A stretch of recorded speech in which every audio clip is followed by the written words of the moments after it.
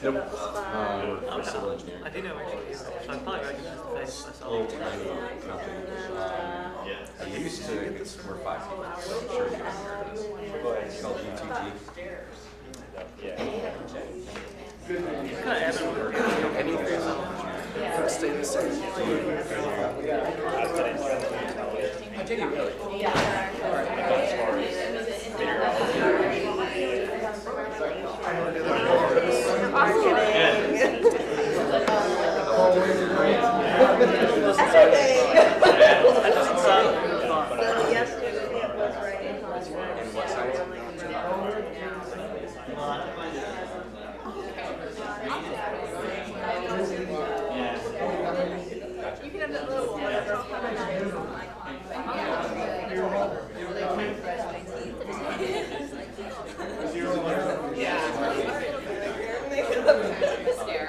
I didn't think that they had a contract. So you're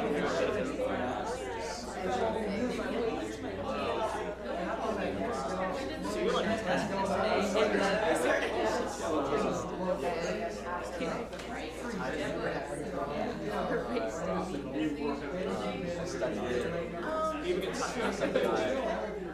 I wasn't doing too much help.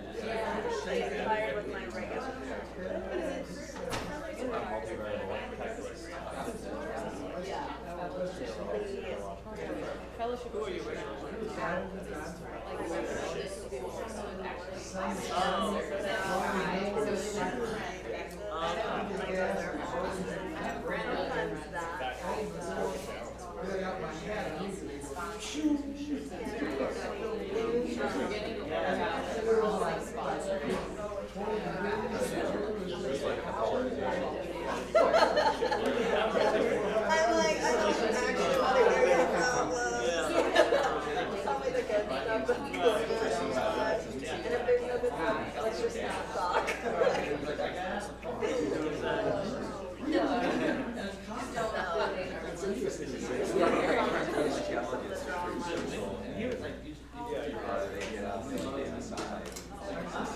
Is it the same group still?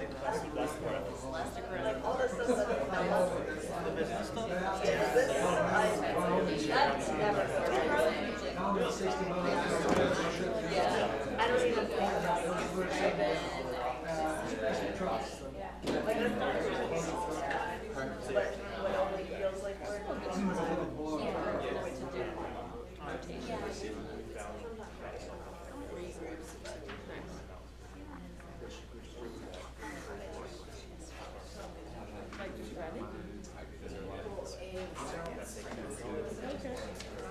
All right, welcome to Solid Ground. Hey, sir. I wanted to ask you about this paper. Okay. If that's okay. Of course. In class or in class you want to discuss it? Okay, yeah. But I mean, if you want to keep it up there, I kind of like it. I thought it was kind of good. Yeah, let's do it. Absolutely. Thank you.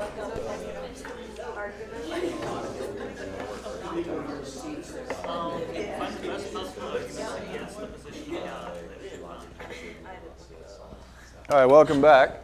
We will, we're going to, a little bit from what I think we're going to do what we said we were going to do last time, but let me give a quick, because there's some folks in here who haven't been in here for all of earlier stuff. So let's do a quick review of what we have done over the course of the end of 2019, and then we'll show where we're going in 2020, and then be open for the questions, comments, etc. What we've mostly been doing, we asked a number of questions, because our goal was to say something like the following. The default position when it comes to believing in God, I think popularly, if you walked and did the man on the street, woman on the street interview and you said, do you think that believing in God is something that's kind of scientifically obvious, or is it something that you need faith to believe in? Most people, I think, would probably say, no, that's a faith thing, you need to believe in faith. That's faith, it's different from science.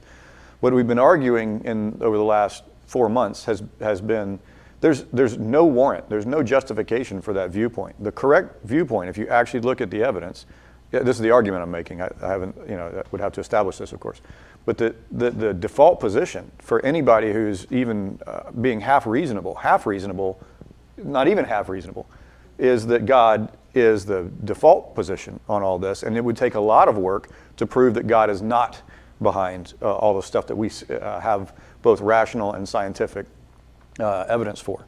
So in order to do that, though, we wanted to make sure if we're saying something like most people have this wrong, that implies that there's a significant bias out there. If we're saying most people have this wrong and they don't, then that implies that we have a significant bias. So one of the things we want to do is to try to strip away bias as much as possible.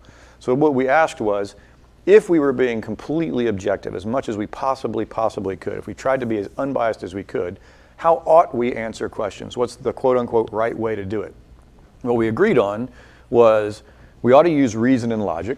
You know, you need a reason for believing what you think. You can't say, tell me why you believe in God, and my answer back to you is that shrimp seem like creepy bugs that we eat. I don't understand why they're food. So that may be true. That statement might be the case. You might disagree with that statement, but it in no way is a reason for believing in God or not believing in God. And man, lobsters are just big bugs that we eat. Just eat butter and garlic, right? I can fix any dish with butter and garlic. The second thing we want to do is use evidence. And now where are we getting this reason and evidence kind of thing? Well, we looked at another concept called properly basic beliefs. This is a version of epistemology. It doesn't have to be the one you use. It's the one that makes the most sense to me. But they usually are similar in some way to something like this. We all come with some set of beliefs. If we don't come born with some set of beliefs, at least we come to your philosophy class or this particular class in here or discussion group, or you come to questions with a set of beliefs. So there's no way to deny that you show up to a discussion with one of your friends and you're like, actually, I don't believe anything. We should just start right now. We all come with this set of beliefs. So one of the questions that we were asking was, which of these beliefs are we warranted, the ones that we already have, which ones are we warranted to believe are true? That is to say, which ones is it rational for us to believe? We said that we want to be reasonable, we want to be logical. Are we unreasonable in holding any of these beliefs? And what we basically said was, if you hold a belief, you are rational to hold that belief in any case. To that point, until you encounter a defeater for that belief. So if you believe that that gorillas can speak English flawlessly, because somebody told you that, your parents told you that, or a teacher told you that, you may say, okay, well, I'm warranted in believing that one. And then you encounter somebody who says it's not the case. The best we've ever done was get Coco to do the hand signal thing. So until you encounter a defeater for it, you're rational to believe it. But once you encounter a defeater for it, you now have a responsibility, if you're committed to reason and logic and evidence, to say, well, maybe what I've been told is not true. It is not an accurate reflection of the real world. And so you might encounter a defeater. But then you might encounter a defeater, where somebody says, well, this defeater says that this isn't true, but then here's a further reason to believe that the initial thing was true, or at least that the defeater was false. And so this system right here is something very much like, if not exactly like, the way that we do actually say that we know things. So because we ultimately want to talk about what we know and what we don't know, because what we believe in many cases flows from what we think that we know. And believe, of course, just means what do we act like we think is true. Okay, well, let's pretend that we were like, all right, now we know how to answer questions. We're going to use reason and logic. We're going to use evidence, scientific and otherwise. And I specify otherwise just because if we're being strict, scientific evidence is only empirical evidence, which is stuff that you can test and repeat. Not all truths are open to scientific truths. Historical truths cannot be tested by the scientific method. Right? The scientific method tests a particular type of set of truth claims. So you might look for historical evidence. We might use a different technique to determine whether it's true, some sort of historical scholarship, some sort of post-Renaissance system that we've come up with. Okay, what questions then should we answer? Because if we're like, great, we know how to answer questions, let's just start answering questions. There's a lot of questions out there. Which ones do you want to answer? Let's be smart. Let's prioritize. Let's pretend that we're getting paid to do this. What's the most important question to answer? The most important question to answer, I argued, was how do we be maximally happy? That's really what everybody is interested in. The reason people submit themselves to 12 years of school and 4 years of bachelor degree and more, all that stuff, is they think they can get a better job or have a better career, which will earn them more money, which will put them in a better place, which will make them able to be happier. Nobody bothers to look to see whether there's a correlation between earned income and happiness, which, by the way, there isn't one after about $60,000 per year. But that's at least the reason that we're doing it, is we think we're trying to be as happy as we can possibly be, and we see the path to happiness usually being at the end of education and dating and marriage and families and sports and hobbies and all this stuff. We do that because it makes us happy. We don't do, nobody is a model train aficionado because they think it's going to have major impact on world events. They do it because it makes them happy, right? There's no other good explanation for that, in my mind. So we want to be as happy as we, not just happy, we want to be as happy as we can possibly be. Nobody turns around and is like, I'm on a scale of 1 to 10, I'm a 6. That's better than 5. I'm good.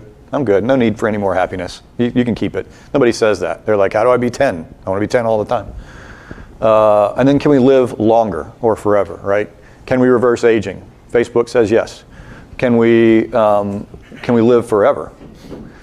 That's a real question. I mean, a lot of our myths all end and stories end with, and they lived happily ever after, which is, kind of implies immortality. The Harry Potter, Sorcerer's Stone, kind of thing, Secret to Eternal Life, that kind of deal. That would be good. Now, interestingly, there is a system or a number of systems, religious systems, that claim that the answer to these two questions is that A is attainable and B is yes. Yes, you can live forever and you can be joyfully happy all the time. Now, if those are actually the two most important questions that we want to answer, and whether we think that they are or not, we act like those are the most important questions all the time that we want to answer. So they probably are, or at least we act like they are. We think that they are. We ought to at least make a cursory look at religion to see, is it just a bunch of hokum, or are these guys and gals serious? Is the answer to both those questions yes? Then if so, let's turn in everything else and go after that. Because who cares if you build the world's greatest train set or you become the world's greatest athlete if you die in 70 years, whereas you could be you could be happier than all that and be happy forever. It seems it's an obvious course of action or fork to take. So then we want to ask the question, all right, fine, everybody's talking about this God thing. What is this God thing that we're talking about? And we haven't asked that question rigorously yet. We will start to do that now. But is belief in God properly basic? So remember our system. This is how we want to answer questions. So we kind of need to figure out whether we come to this with a belief in God. Like, are we warranted in believing God to start with? Well, this isn't an argument for this one, but it's noteworthy that something like 95% of the world or more believes in God as the default position.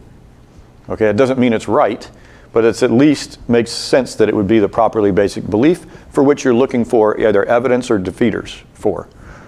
So maybe just based on, is this a properly basic belief? Do most people already think this is the case? Is this one of the beliefs that you kind of, quote unquote, come to the table with?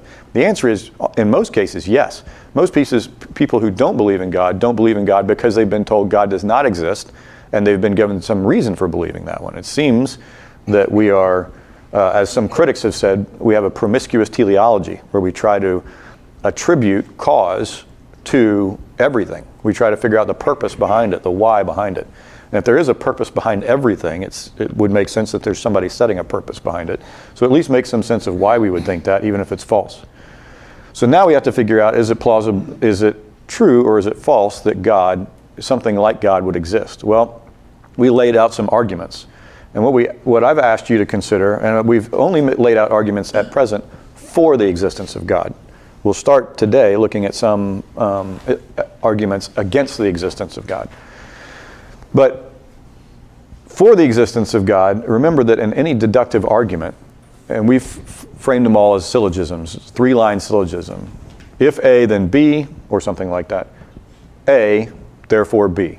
So the form of these arguments is mathematical. If A and B are true, C is necessarily true. So if you agree with A and you agree with B, then you don't get to say, but I don't agree with C, unless you want to stop being rational. That's the only way to do that, if it's a well-framed, valid argument. Okay, so we put some things forward, and I would ask you to just consider the following. Don't think about the argument, just think about each one of these statements. Is it more likely to be true, or is it more likely to be false? Is it more likely to be true that anything that begins to exist needs a cause for its existence? Or is it more likely that that's false and that things can just pop into existence without a cause anytime? Is it more likely true that the scientific evidence is that the universe began to exist about 13.8 billion years ago in our current time location in space-time? Or is it more plausibly false that that's the case? Now, I quoted Stephen Hawking as saying all of the scientific evidence of modern physics and cosmology is that the universe began to exist this long ago. He says all of it. I think that's an exaggeration, but he says all. And he's supposed to know something about the topic, as I understood. Is it more plausibly true, and this one's a little more complicated, but if God does not exist, objective moral values do not exist. That is to say, if there is no God, there isn't really anybody making the rules. So there's nothing that says we can't change the rules anytime. Is that the case? And most philosophers agree that that's the case. Not all, but most of them agree that that's the case. Is it more plausibly true? Is it more likely to be true? Or do you think it's true, or do you think that it's false? That torturing and killing children for fun is objectively wrong? Or do you think you're like, nah, the society thinks that torturing kids for fun is wrong, but it could be right. I could build a society where that's right. And we would be correct, and we would be just as right in that society as we would be in societies that say torturing kids for fun is wrong. Which of those do you think is more correct? And the universe is the result of chance, necessity, or design. Now that's just hey, the cause of the universe could be A, B, or C. We're not talking about it much. We've talked about it before, but basically humanity have only come up with these three possible explanations for why the universe is the way that it is. And almost everybody, like 99.9% of philosophers and cosmologists and everybody say, no, it's not necessity. So it's really down to design or chance. One factor, and these are calculations done by agnostics and atheists. These are not religious people doing these calculations. One single factor has said that the possibility that the universe is a result of chance, this universe, is less than 1 to the 10 to the 10 to the 123rd power. That's just the initial entropy state of this universe. It would be necessary to get a kind of universe like we see. And for reference, that number is so big that if you took every proton, neutron, electron on this universe, and you wrote a 1 on the first one, and you wrote zeros on all the rest of them, you would not even be near this number. That's just writing the number down. That's not how big the number is. That's just the representation of that number. So which is more plausibly the case, that it's the result of design, or that it's this vanishingly small chance? And which of those seems more likely to you? Now, if the way I've expressed them seems the most likely to you, then you basically have agreed to the premises of three arguments. The cosmological argument that says if the universe began to exist, then the universe has a cause. The universe began to exist, therefore the universe has a cause. You agree with that argument. If you agree with these, then if God does not exist, objective moral values do not exist. Objective moral values do exist, therefore God exists. That's denying the consequent. That's a valid logical form. I say that torturing and killing, saying that at least if only one objective moral value exists, then objective moral values exist. You only need one example to prove the case. And finally, the universe is a result of chance, necessity, or design. The universe is not the result of necessity or chance. Therefore, the universe is the result of design. This is an inferential argument. And so you basically already have three now good reasons to believe that God does exist, just based on, in the one case, scientific evidence, our best metaphysical principle ever. Things don't just pop into existence uncaused out of nothing. Out of nothing, nothing comes. The best scientific evidence we've gotten, the result of thousands of years of philosophy, something that is kind of in your face obvious, I think. You have to work really hard to think that that's not the case. Again, a couple thousand years of philosophy and science, and our best cosmology and physics. And so this is why I'm saying the best evidence that we have is absolutely on the side of the theist. Now, what we want to ask, though, is, okay, fine, let's say that's the case. What kind of God does this give us? That's one question that we have to ask. Who is this God? What does this God look like? What are the properties that these arguments would give us for who God is? And the second part is, okay, well, again, Mr. No Bias, you've said you wanted to take an unbiased look at it, but you've only talked about arguments for God. What about the arguments against God? So yes, we want to look at those too. So what we want to start doing here today are those two things. Who's the God we're talking about? and arguments against God. Now, why do you think I'm asking the question, who's the God we're talking about? Why is it important to ask that before you ask for arguments against God? If you don't define the terms we said, you're basically going to be talking past each other, you're wasting time. What else? I mean, it's basically a subvariant of that, I think. And that may be it. I mean, it may boil down to, if you don't know exactly what you're addressing, you could be missing the point. I say this because there are a lot of arguments that I'm not going to treat because they simply define God as something other than what we're talking about when we're talking about God, what the deliverances of this kind of thinking give you.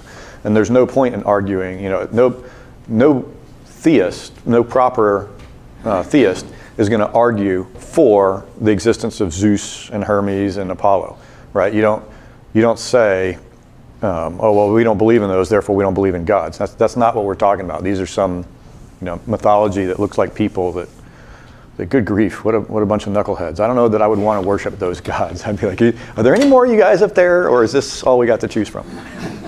Okay.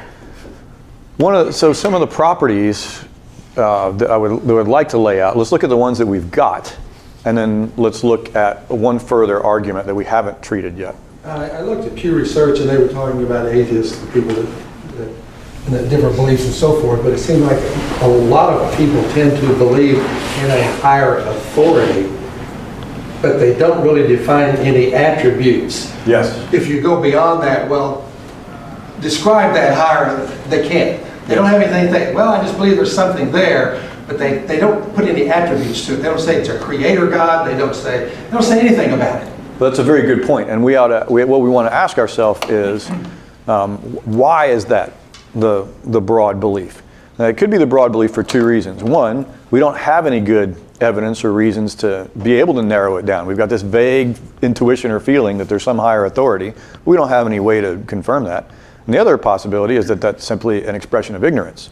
The majority of the population, and maybe ourselves, haven't sat down and been like, it's Tuesday, 9 a.m., I've got an hour and a half before I got to be at the next thing. Why don't I sit down and do a real deal self and broad global assessment of how much I know about the particulars of the properties of what a higher authority would look like based on the evidence that I have so far. We don't tend to do that. So that being the case, I'm going to say that it's an expression of ignorance, and our goal here is to get past our own ignorance and our societal ignorance into the depths of truth. And that's true of everything. That's true of religion, it's true of physics, it's true of accounting, it's true of mathematics, apparently it's true of adulting. There's a whole list of things that's true of. Maybe they recognize that there is something because it's a properly basic belief. Right, so maybe that what they are expressing, as Peter points out, is I have reason to believe this already. Now, what would that reason be? But our method doesn't require us to say what that reason is. We're just saying we come with a set of beliefs, let's evaluate what we've got, and let's evaluate new ones that we get, which is basically all we can probably do anyway. Sorry, say again? Oh, yeah, Roger that. Don't listen to that guy.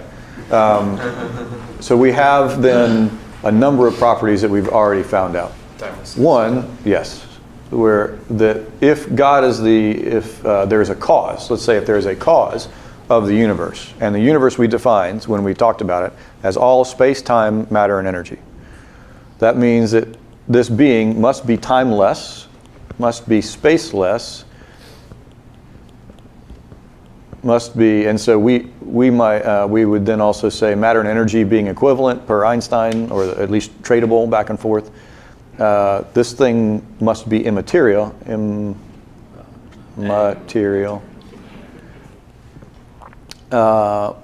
must be powerful insofar as everything that we see through every telescope we've got didn't exist and something called it into existence. If that's not power, I don't know what is.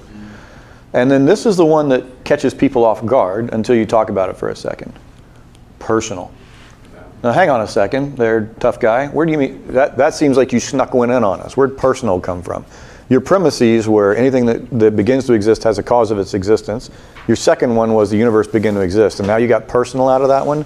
Sounds like sneaky. Here's why it's not sneaky, and then I will have to refer you back to some of the stuff we've already talked about.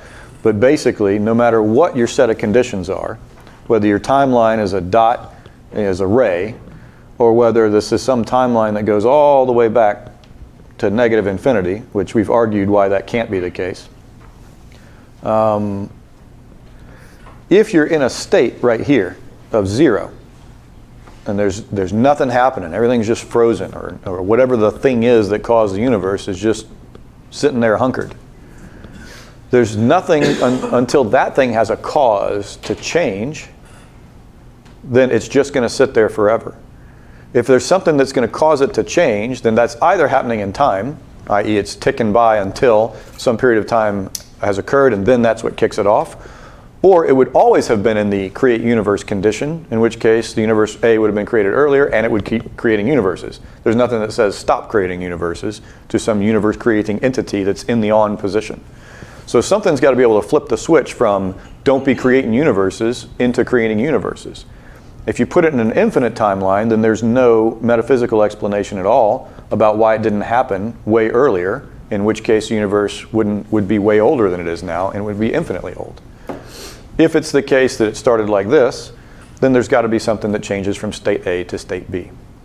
And it can't, something is going to have to, you can rapidly see what this is descending into, something's got to decide to change from A to B. Because otherwise it'd always be in the B condition, or it'd always be in the A condition. What flips it? There's got to be some law that causes it to flip. If so, it operates in time. If it operates in time, the time period is past eternal. If it's past eternal, then it never would have gotten here. If it's in the first condition, then something's got to flip it from A to B. It requires a decision to get made. Something's got to flip the switch. And only a person, as far as we know, makes those kinds of A to B switch decisions. You have to be personal to make a decision. You have to be personal to will the universe to be.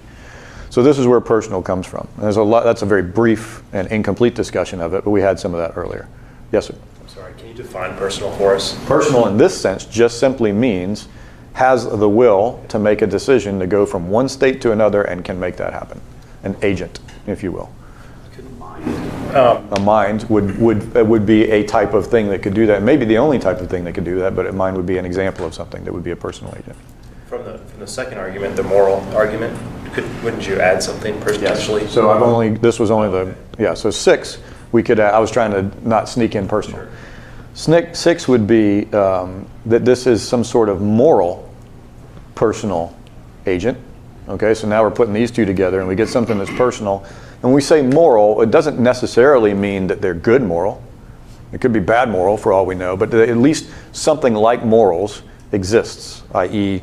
this personal creator of the universe could, for all we know, turn around and say,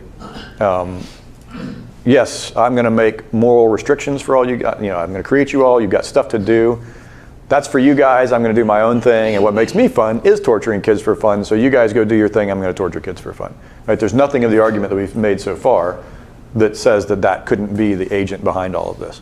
All of this is also consistent with us being in some big computer simulation. Right? We could just be all programs running in a computer simulation like the Matrix until you apply this cosmological argument to that system. And then to the system that generated that one, the system that generated that one. And when you do that, you realize that the cosmological argument actually runs all the way back to the beginning of time, space, matter, and energy. And so all it does is just make you go back one more step that still results in the same conclusion. So the moral argument implies that we've got some being that has made moral rules and obligations and prohibitions, and that ultimately is some sort of designer or engineer.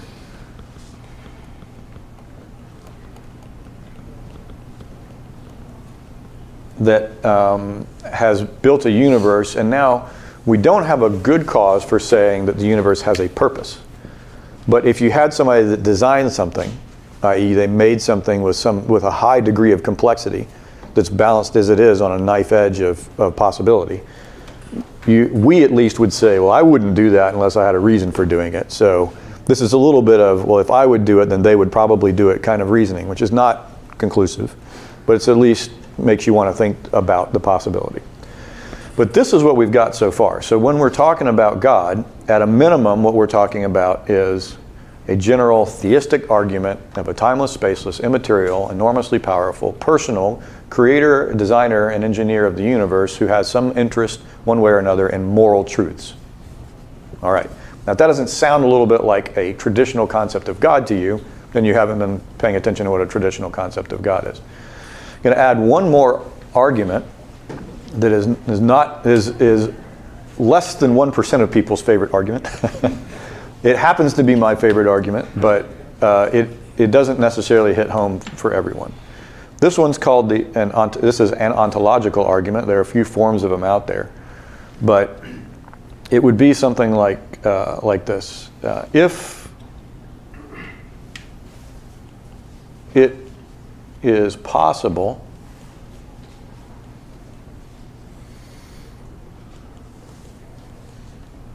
that a maximally great being, okay, a maximally great being, this is the greatest conceivable being, the greatest possible being. If it's possible that a maximally great being exists, then an MGB, a maximally great being, exists in some possible world. Now, let me say for a second what possible worlds are. Possible worlds, this is using a semantic called possible world semantics. This was invented by Saul Kripke in the last century. And Kripke basically says you can think about the way the world is, and is, by the way, kind of extends all the way through all the ways it will be too. So like the way that the world, the final state of the world, whatever that is, that's the actual world. Possible worlds are just versions of that, of what actually is real, with some other possibility that happened. I.e., you had cereal for breakfast this morning, but you could have had eggs for breakfast this morning. So there exists some possible world where you had eggs for breakfast this morning instead of cereal. Now, it doesn't seem like it matters much, but at the end of the day, what we're saying is that is a way the world could have possibly been. So possible worlds are not parallel universes. Possible worlds are not the multiverse. If a multiverse exists, then possible worlds would be different ways the multiverse could have been other than the way that it is. Everybody following me so far? Is that confusing to anybody? Okay. So this is, if you don't get possible world semantics, you won't get the rest of this. So get this, and if you don't, this is not easy, so raise your hand or hit the guy next to you and I'll look for the wincing and assume that. Wouldn't a maximally great being exist in every possible world? Yes, but you're jumping ahead, of course. All right, so now here's the premise that is the mind bender for most people. So before I write this premise, let me give the reason that we're going to say this premise is true. I don't want to go through the history of the argument, but too much, but I'll give you a couple high points on it. The guy that originally wrote this argument was, Archbishop of Canterbury said, the greatest possible being has to exist. Because if I think of a being that's the greatest possible that he could possibly be, and so I make some number of properties, this is what makes him great. Great making property 1, great making property 2. And I list all the great things. But he fails to exist, then he's lacking a property that matters, existence. He needs to exist in order to be the greatest possible being. And that stuck for a while. People were like, okay. Then Immanuel Kant comes around and turns around and says existence is not a predicate, which is a fancy way of saying existence isn't a property. That doesn't count as an additional property you can put on the list, because everything that you can conceive of exists. It at least exists as a concept in your head. And remember this argument, or if you not remember, this argument is an argument about saying, is there something about the concept that makes the being have to exist in reality, not just conceptually in your mind? Obviously, we can think of a greatest possible being in our mind in some way. That doesn't mean it exists out there. This argument is purporting to say, if it exists in your mind, then it must exist out there. And Aquinas' way of saying that was, well, he would lack the property, he wouldn't be the greatest possible, so it wouldn't meet the concept if he didn't exist. Kant says that doesn't count, existence isn't a predicate. And so for a while, the argument wasn't that popular. Then, there were some other thens, but most recently maybe, someone takes this possible world semantics and says, existence is not a, well, somebody said it before this, but existence is not a property, but necessary existence is a property. Necessary existence is something that has to exist. It's not possible that it not exist. Some people have put out there candidates for necessary existence, things like mathematical truths, that 1 + 1 = 2. Now here's what we mean by necessary existence. That something that exists necessarily exists in every possible world. Now think about that for a second. Every way the world could actually be, it must be that way. So as an example, you can think of a possible world where you had a different breakfast this morning.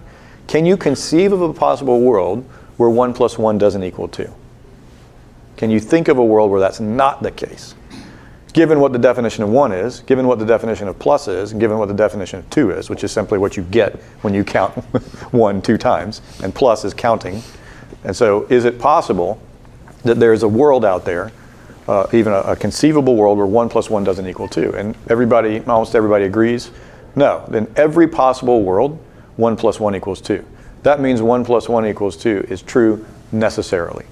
So it's, if that thing exists as an abstract object, which a Platonist would say, might say, that kind of abstract truth exists necessarily. Okay, so that's one candidate. Some people don't think abstract objects exist at all, except as mind-dependent objects, which would be an argument against them existing as entities themselves. But what we can agree on is this: the greatest possible being could not have failed to exist, must exist necessarily. And it is the case that philosophers have said, yes, necessary existence is a predicate. Necessary existence counts as a line that you can make in there. So now, if you're good with that, what then happens is this.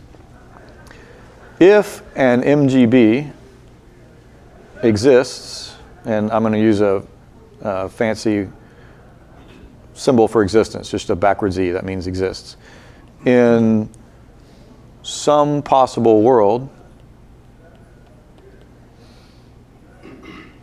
LD, then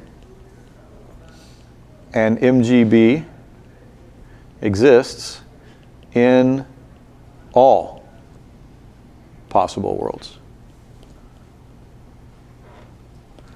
Now, why is that the case? Because if an MGB exists necessarily, if that's the concept of what a maximally great being is, if that's part of the concept of what a maximally great being is, then if it exists in one possible world, like 1 + 1 is true in one possible world, 1 + 1 is true in every possible world. So the MGB exists in every possible world. And so I won't run the rest of it just because I can't write fast enough. But now the rest of it's trivial. If the MGB exists in every possible world, then the MGB exists in this world, because this just is one of the possible worlds out there.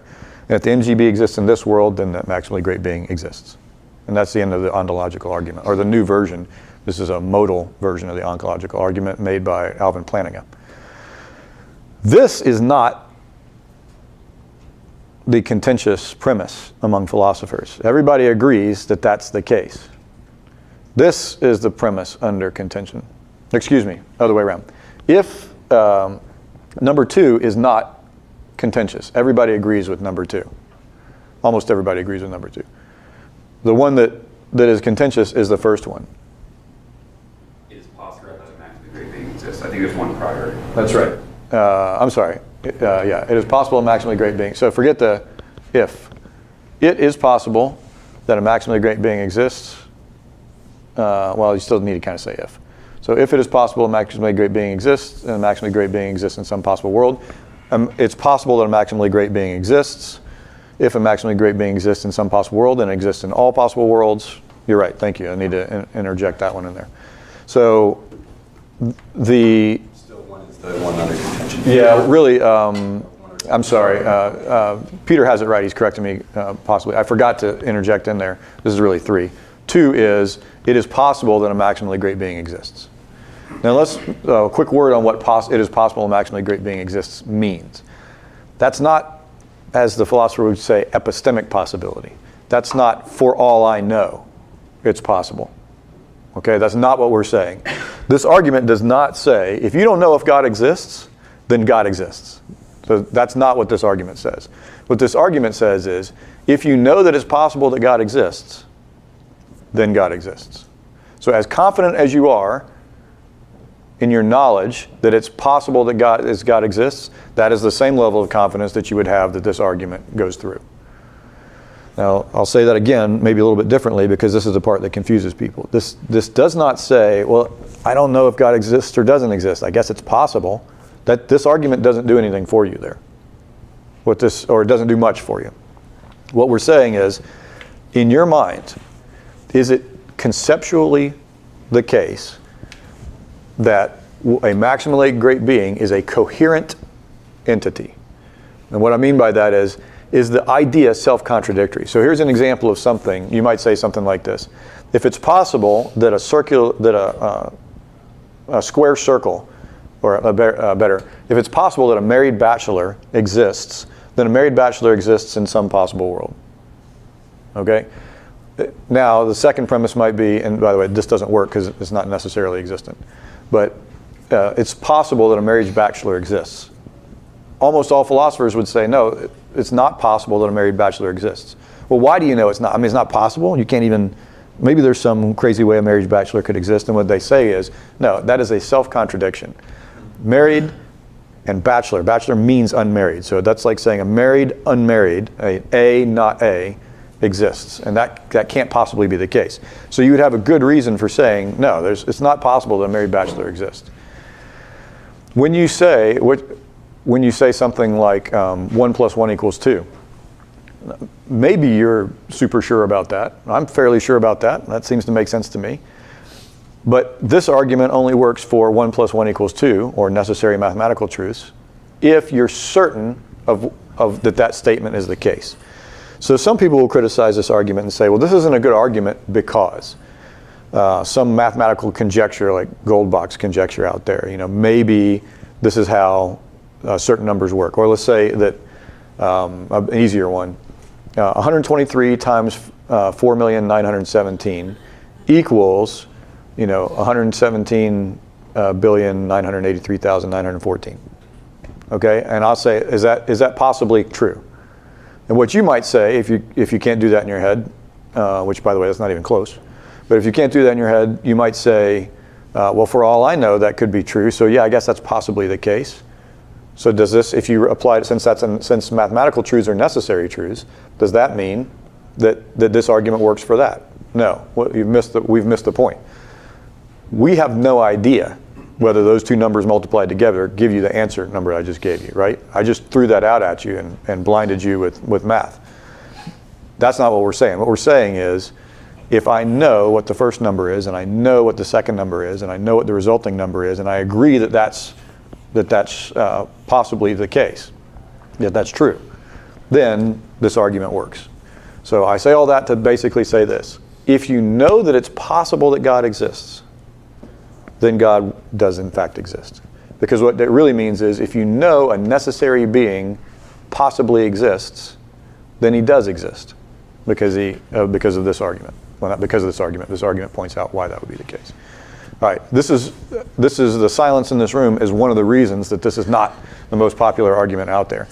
But the important part about this is, when Christian philosophers and sophisticated theologians are talking about God, they're talking about the maximally great being, the greatest possible being.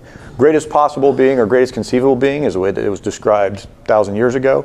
Maximally great being is the term used today. It means the same thing. So when the Christian and Jewish and Muslim theist, or the theist of any stripe, is talking about God, the definition that we're using is a maximally great being, the greatest conceivable being. So any definition of God that is not the greatest conceivable being, any argument against God that is not the greatest conceivable being, is not an argument against this God. That's the reason I went through all this nonsense this morning. I apologize for submitting it to you. So now we can draw a line and say, okay, given that we now know what, we're going to basically say that we've got 8 things that timeless, spaceless, immaterial, powerful, personal, moral, designer, who's the greatest conceivable being. That's going to be our definition of God. Sorry, if we could camp out on that ontological argument you just made. Yes. I have a couple thoughts. One is, if I replace maximal great being in my head with unicorn, Yes. the argument still applies, but doesn't No, make it any doesn't sense. apply because unicorns don't exist necessarily. Okay, so that's the part I was getting to. If it's possible that something exists necessarily, it's like saying that I have a 0.1 chance that something is 100% needed. No, remember what I said about knowledge in this case. It's not for all I know. So anytime you talk about, remember this, when we talk about possibility, and we talk about probability, is there any difference between those two? A possibility is a yes-no thing. Yes, something is possible. No, it's not possible. That's it. That's all possibility gives you. Yes, it can be. No, it can't be. That's it. Probability turns around and says, there's some percent chance that, and percent means, out of 100, we could pick any number, but we pick out of 100. There's some percent chance that this thing exists, occurred, happened, will happen, etc. And remember, we talked about this a little while ago. Those are, if I deal you a card, I've got a fair deck. It's 52 cards. You gave me the 52 cards. It's not a trick deck. It's just 52 cards. Each one of them is unique. And I put one card, slide one card down over to you face down. And I say, what's the probability that I just handed, that card right there is the ace of spades? What's the right answer? 1 in 52, right? There's only one of those in the deck. 52 possibilities is 1 in 52. That doesn't change what that card is, right? It is not that that thing is the ace of spades, and there's a 1 in 52 chance that that ace of spades exists. What you really, the probability, the amount of money that you bet on it, what you think about it, does in no way changes what that card is.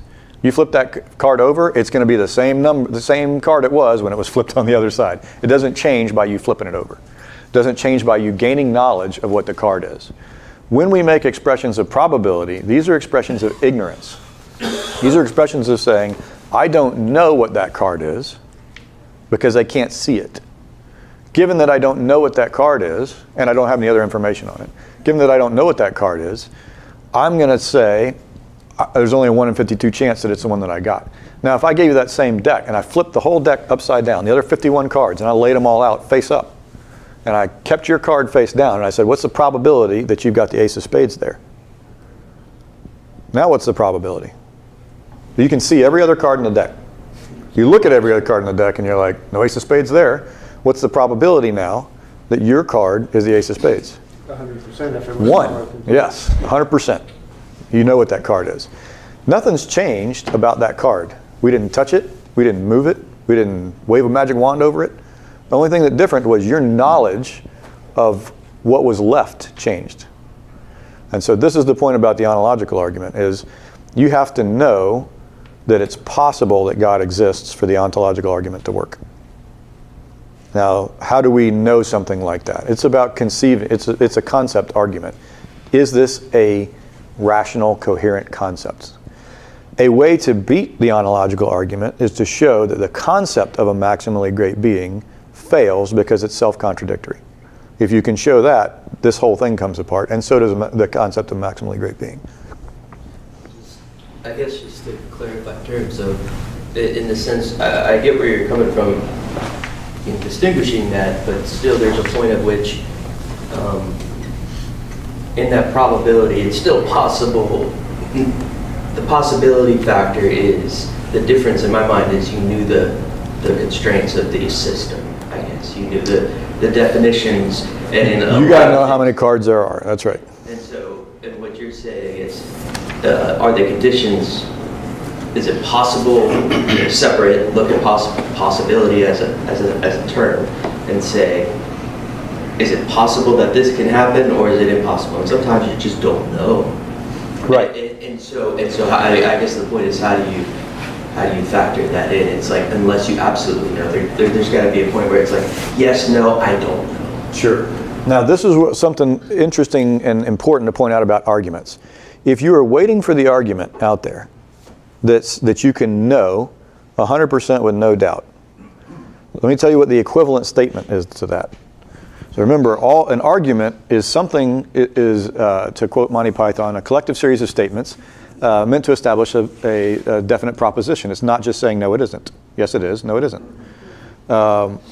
It's turning around and saying something like, there are many forms, but if A, then B, A, therefore B. So it's math. You know, if A implies B and you've got A, then that equals B being the result. This statement isn't something, these propositions are always things that you can argue against. Right? There is no proposition, very few propositions that you can't argue against. Even you may say something like this, if 1 + 1 = 2, and I have 1 + 1, then that's equal to 2. There's a philosopher out there that'll argue this for you. 1 + 1 and 2, these are not the same things. This is this is at least 2 entities, the number 1 repeated and some addition thing. This is a single entity. Saying that 2 entities is a single entity is not the same. So no, 1 + 1 is not the same thing as 2. Now if what you say is, well, what I meant was equals means the value, that is to say when I count them, they have the same value. Now you might be getting toward, but you see how somebody can literally argue with the premise 1 + 1 = 2. So this is, you can only be as sure of your argument as you are sure of your premises, your proposition. And are there any propositions that are completely immune to questioning? And I refer you to Descartes, who was like, what can I not doubt? You know, I can literally doubt everything. I doubt that I exist. And he then realized, if I doubt that I exist, then what do I mean by I when I'm saying I doubt that I exist? Somebody's doing the doubting. So if somebody's doubting, then at least I exist, so I can't doubt that one. So I guess I'll stop there. I exist, and everything else beyond that is speculation.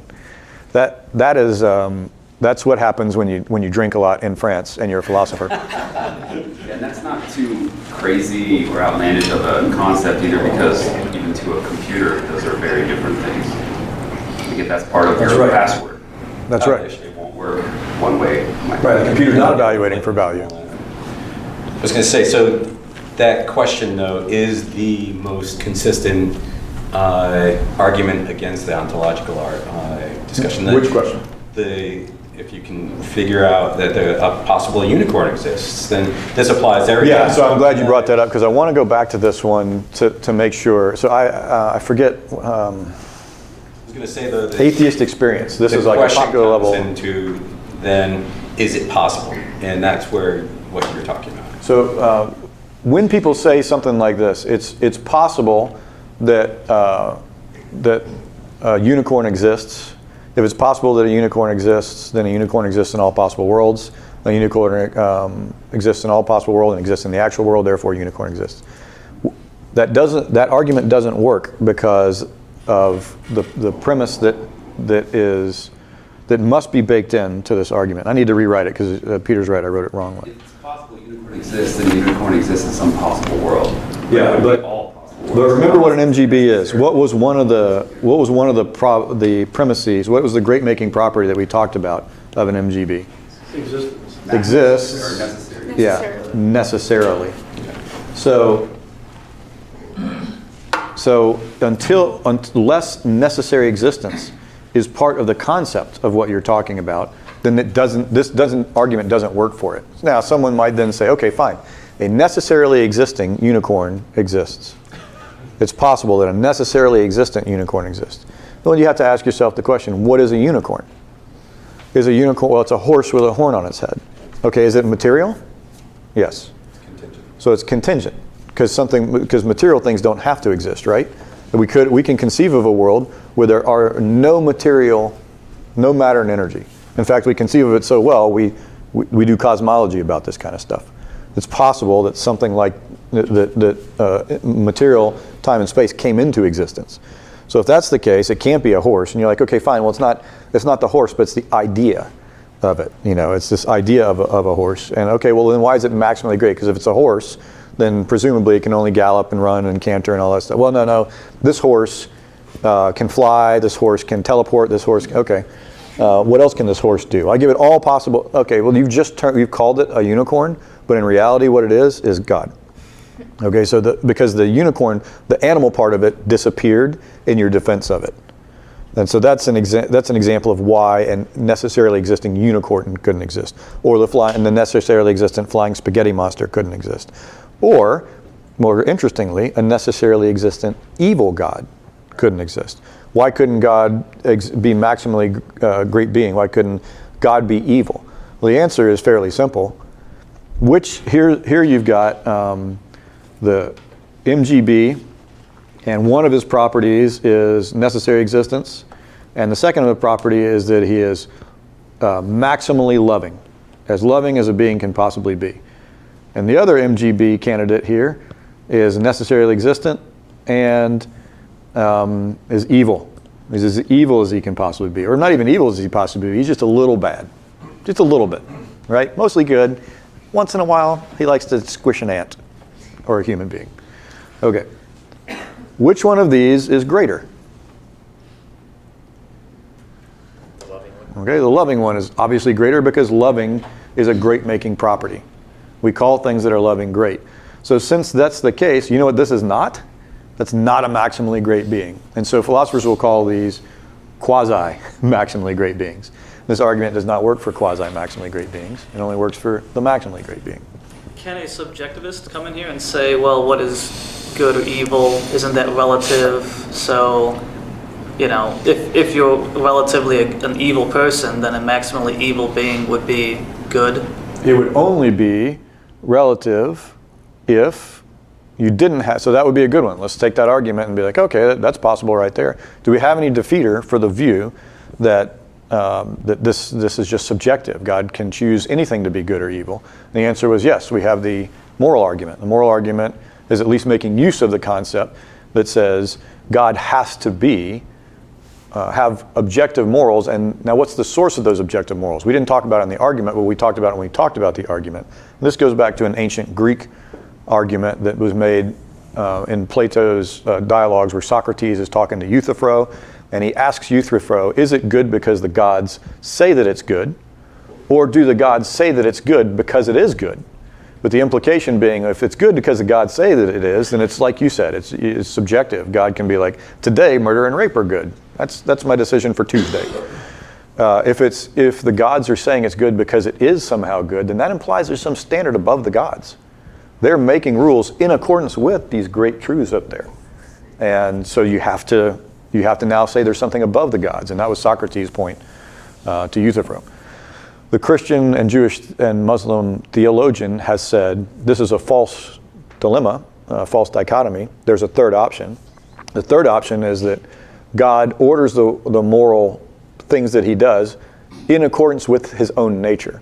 Because his own nature is maximally good, because his own nature is maximally loving, he then asks us to act and do in accordance with what his own nature is.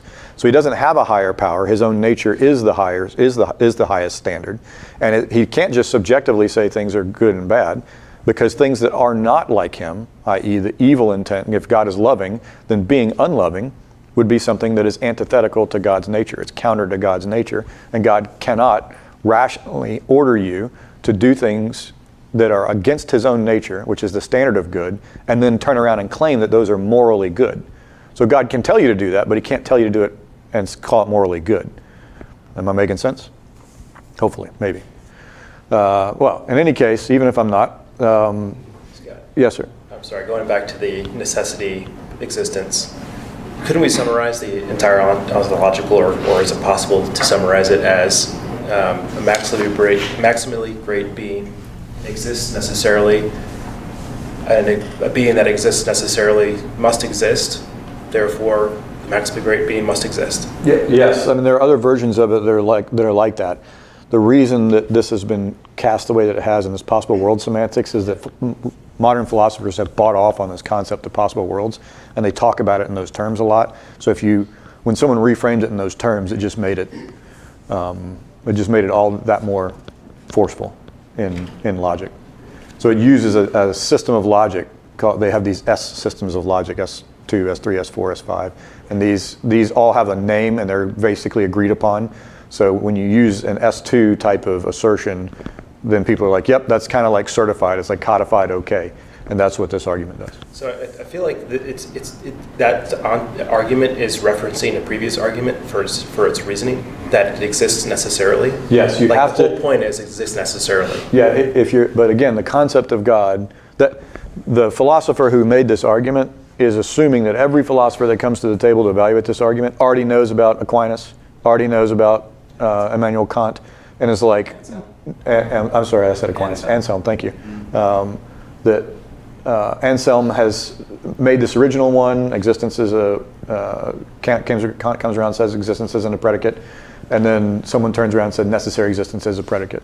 So in the concept, when he says maximally great being, he is assuming that the philosophers reading the paper or whatever know that he means a necessarily existent being. Okay, so you're deriving necessity from Anselm and that series of logic, as opposed to your previous situation of design.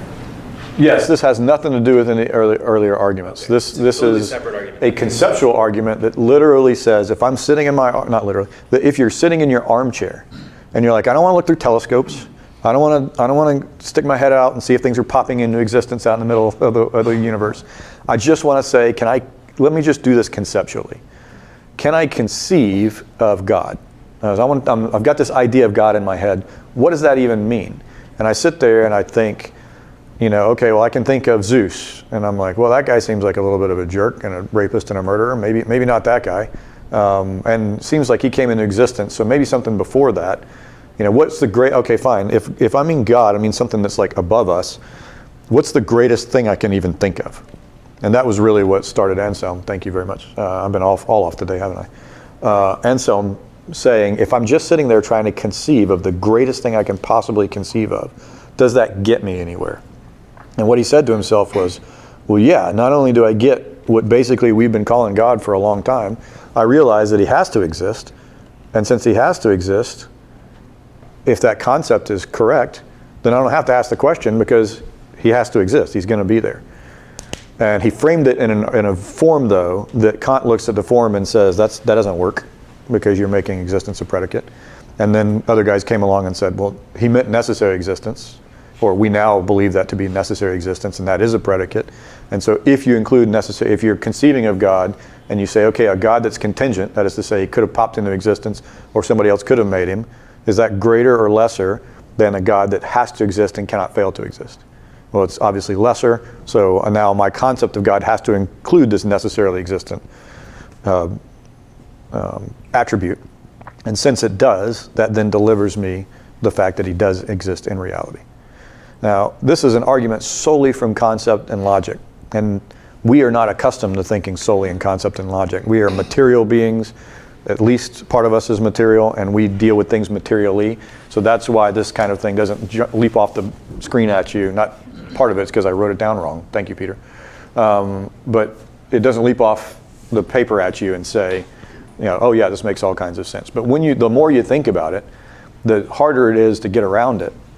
And what some people, somebody has said it, and I'm going to mess it up, but it's something like, it's easier to say that the ontological argument isn't satisfying than it is to say where it's wrong.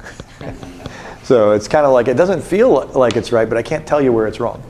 And people have been trying to say where it's wrong the whole time. And this whole possible world semantics was a recent attempt to say, this should make you feel better about it. Yeah, every disagreement that I've heard, I've looked for all of them, or a lot of them, I've looked for around for a while, and everyone that disagrees with it just doesn't understand it. That's William Lane Craig did a debate with someone, I can't remember his name, British guy, so that narrows it down, right? Yep. But the guy was describing a computer with all the attributes of God, and he called him out on it, and basically he was trying to make that thing God, like you said earlier, the example of the unicorn. That was, I'll think of the name. It starts with an M. Craig Millikan, yeah. So here was the one I forgot. It's possible that MGB exists. Peter Millikan, I think that's... Peter Millikan, thank you, not Craig Millikan. Craig versus Peter Millikan, thank you. You can see that debate if you're interested in it, because they do talk about this in this reasonable faith thing. Oh, here we go. Media. If you go to the media portion of this reasonablefaith.org, you'll see debates. And under debates, there's existence of God, the resurrection, and other topics. So existence of God. And here it is, Peter Milliken, 2011. So this one, they have this one. And so here, this is an example of a well-trained, extremely well-regarded, well-published atheist philosopher bringing up arguments against the existence of God. And one of the arguments he uses is something like an evil God exists, could exist type of thing. But that's contraindicated by what I just told you. And so you watch this debate if you're interested in it, and that'll bring you some of the answers, or some expansion on what we've said. Now I bring this up, bring some of this stuff up just to say, now I will tell you a class of arguments that we won't treat in here unless people want to, and that's the unicorn arguments or flying spaghetti monster arguments. And the reason that we won't, I mean, we treated them a little bit in here, but the reason we won't go in depth is they don't address the concept of God, because the concept of God is a necessarily existent being. So if you're not talking about a maximally great being, the greatest conceivable being, who includes necessary existence as a property, then you're not talking about the God we're talking about. It's that simple. Frame in another way is that all those things are contingent. And if they're contingent, then they could not have been the creator of this possible world. They could not be God. Right. As long as if you wind opposite, but yeah, they couldn't be the creator of all reality. So they could have been the creator of this world if this world is the Matrix and there's some computer program behind it. But they couldn't be the creator of the creator. Right. Yeah, that's right. It's Stephen. If you have time at some point, what I'm curious is what the counters are, and then how people can stay in various levels of like, yeah, I agree with this or I disagree with this. If it seems like we're saying, hey, it seems so clear, but other people disagree. So, yeah, what we're going to get into in depth next time are some of the counters. But what I'm doing is giving you my justification of why I'm not going to treat all the counters. And the reason we're not going to treat all the counters is most of them are aimed at straw men. And there's no point at gun deck and straw man arguments, because we could do that all day long and not get ourselves anywhere. We want to talk about arguments that are made against this concept right here. And I don't know that this is well understood. So I submitted a paper for review, and one of the reviewers came back and basically said, your argument is an additional, I was trying to add on to this ontological argument a further argument that says God not only exists necessarily, but necessarily he is a Trinity, given the world that we see. And I said, I'm starting at the end of the ontological argument and continuing to go forward. And the reviewer was saying, you don't need to do that, because you can make this stand alone. One, he's wrong. This doesn't stand alone. You need the concept of a maximally great being to do so. And if you're not going to get the existence of that being, then arguing that it exists necessarily as a Trinity, it doesn't have a standalone portion to that. It is dependent on the ontological argument. And then the second, he also said the ontological argument is not a good one, because he made the exact same, the argument I made to you was his argument. If this number times that number is this number, if that's possible, then that's true necessarily. And he was mistaken there. And the reason he's mistaken is I was not talking about possibility in terms of epistemic possibility, like I don't know if that's the answer. I was talking about possibility in that, like, no, I know if it's possible that 2 + 2 = 5. I know that is not possible. I know that it's possible that 2 + 2 = 4. I know that is possible. And if you gave me the calculator or the paper and worked it out a couple times to make sure I didn't mess it up, I could tell you whether that number multiplied by the other number was in fact this other number. So if you ask me if I did that math and it turned out to be correct, that was the right answer, I would say not only is it possibly true, it's necessarily true that this number times this number equals this number, given the definitions of this number and multiplication and equals. So, this was a reviewer, that seems to me to be fairly obviously false. And yet that was a Christian reviewer of a Christian philosophical paper who, as far as I could tell, had two things wrong about the ontological argument and about the nature of necessity. So if it's the case that guys on your side are going to get that wrong, so to speak, then it makes sense that people on the other side are not going to get it right as well. So one of the reasons that this is maybe not as much of a slam dunk as everybody, as I think that it ought to be, is even guys who have thought about this for a very long time miss some key stuff about it. That's assuming that I'm right about this, right? Maybe that guy's sitting in another classroom somewhere and being like, you should have seen what this idiot wrote in. So who knows, but I'm at least trying to make the case here. All right.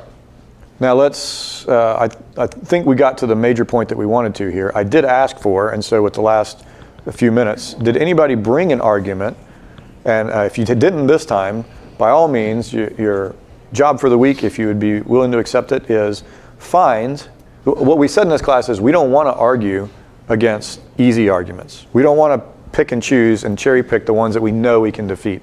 Let's find the hardest possible argument for the existence of God, against the existence of God, and let's deal with that. Let's find the top 5 arguments against the existence of God and deal with that. And the sad truth of the matter is you can't do that by going online and Googling it, because the first 3 pages of what comes up are either straw men or poorly reasoned, or it's just kind of internet infidel, popular level nonsense that, I mean, we can talk about them, but they're fairly easy to be like, well, this is wrong, this is wrong, this is wrong, no good. This is wrong, this is wrong, this is wrong, no good. And I think what you get is a false sense of security by doing that. In the same way that if you just Google, reasons to believe God exists, the first 3 pages of that are probably also garbage that are going to be bad arguments for why God exists. So we don't want to do that. We want to look hard for those hardest arguments against God's existence and then treat those. Does anybody have one that they want to talk about yet? I think the most common argument, I don't know if you call it the hardest, but it's the hardest in that I think it hits emotionally most people the hardest, is the problem of evil. Okay. Now that one we will talk about in some depth because I have a great personal interest in it because I wrote a whole paper on that one. Sorry, the problem of evil, which is something like this. It's a probabilistic argument. So it used to, we'll talk about this in great detail maybe next time. We'll do it next time. In great detail next time. But it basically says, it used to be a logical problem of evil. So remember I said if you can show the concept of God is incoherent, then it fails and you win. All right, that's a good way to disprove God.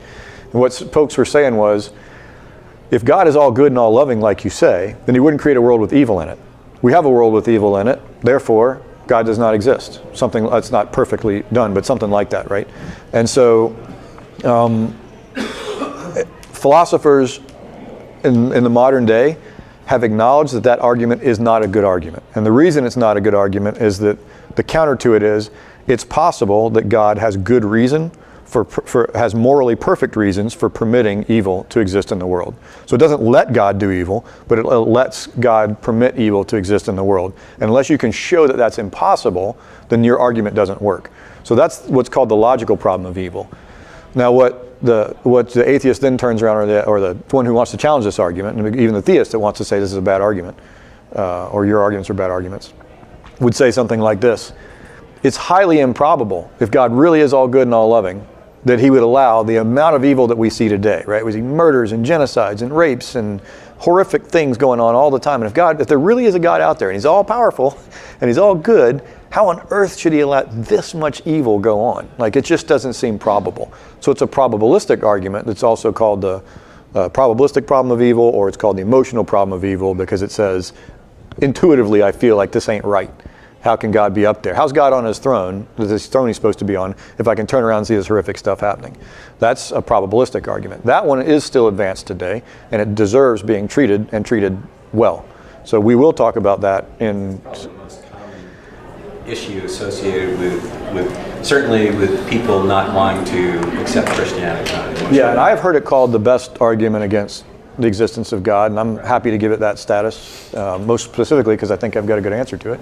But it does seem to be the one that comes up the most. And intuitively, even when I ask the question, we all kind of nod and we're like, yeah, I would like to know. I mean, how is it the case?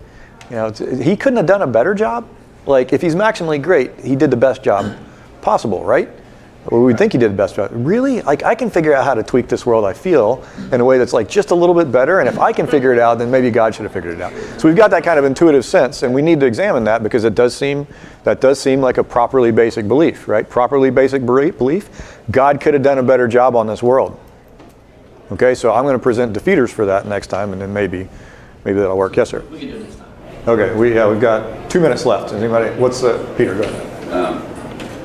That God cannot be omniscient because if he believes all truths, then he would believe the truth. It's true that I am not God, but if God believes that truth that I am not God, then God believes he's not God, and so then he would be wrong about something and he's being perfect and can't be God. Yes, I think the philosopher, Christian philosopher, Jewish philosopher quickly gets around this one by saying something like this.